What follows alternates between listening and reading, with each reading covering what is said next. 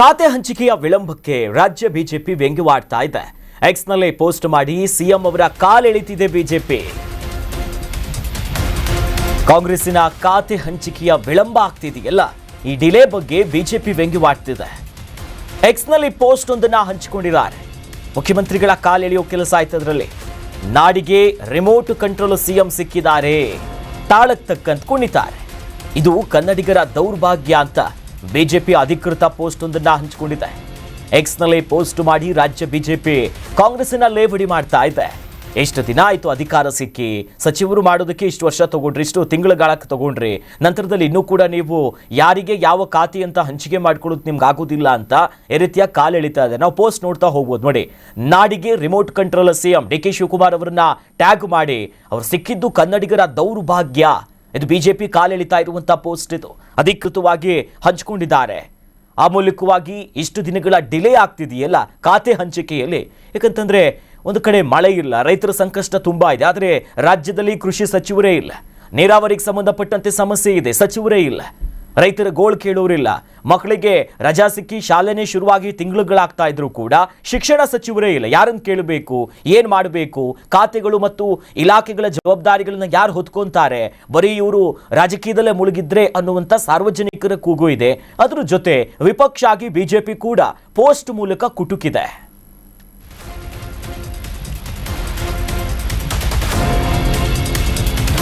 ನೋಡಿ, ಇನ್ನು ಕರ್ನಾಟಕ ರಾಜ್ಯ ಬರದಿಂದ ಸಂಕಷ್ಟದಲ್ಲಿದೆ. ಕೃಷಿ ಸಚಿವರು ಇನ್ನು ಯಾರಂತಾನೆ ಗೊತ್ತಿಲ್ಲ.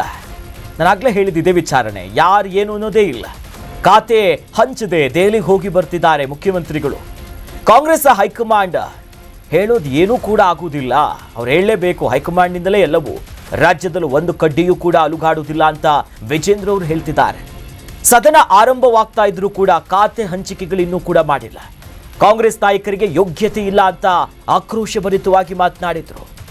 ಮತ್ತೊಂದು ಕಡೆ ವಿಪಕ್ಷ ಆಗಿ ಕೂಡ ಈಗ ಮಾತನಾಡೋದಿಲ್ಲ, ಯಾವಾಗಲೂ ಮಾತನಾಡಬೇಕಿತ್ತು. ಸ್ವಲ್ಪ ಬಿಜೆಪಿ ಈಗ ಎಚ್ಚರ ಆದಂತ ಕಾಣಿಸ್ತಿದೆ.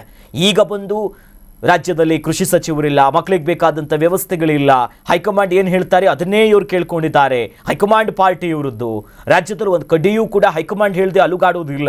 ರಿಮೋಟ್ ಕಂಟ್ರೋಲ್ ಥರ ಡಿ.ಕೆ. ಶಿವಕುಮಾರ್ ಅವರು ಕೆಲಸ ಮಾಡ್ತಾರೆ, ಇವ್ರಿಗೆ ಯೋಗ್ಯತೆ ಇಲ್ವಾ ಅಂತ ಅಷ್ಟು ಪ್ರಮುಖವಾಗಿ ವಿಜೇಂದ್ರ ಅವರು ಇದ್ರ ಬಗ್ಗೆ ಅಸಮಾಧಾನ ಹೊರಗಾಕಿದ್ದಾರೆ.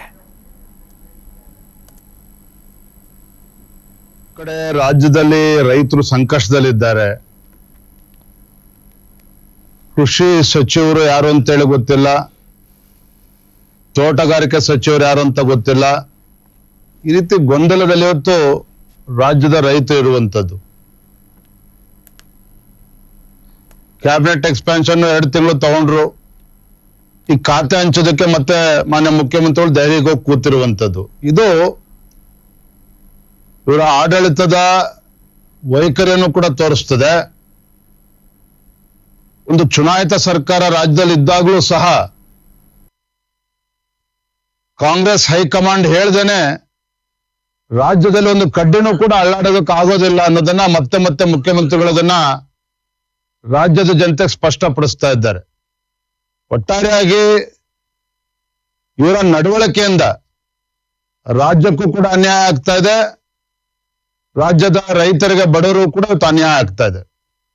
ಸದನ ಪ್ರಾರಂಭ ಆಗ್ತಾ ಇದ್ರು ಕೂಡ ಇನ್ನೂ ಕೂಡ ಖಾತೆನ ಹಂಚೋದಕ್ಕೆ ಇವ್ರ ಯೋಗ್ಯತೆಗೆ ಆಗಿಲ್ಲ. ಕರ್ನಾಟಕ ನ್ಯೂಸ್ ಬೀಟ್ ಫಾಲೋ ಮಾಡಿ, ಸಬ್ಸ್ಕ್ರೈಬ್ ಮಾಡಿ.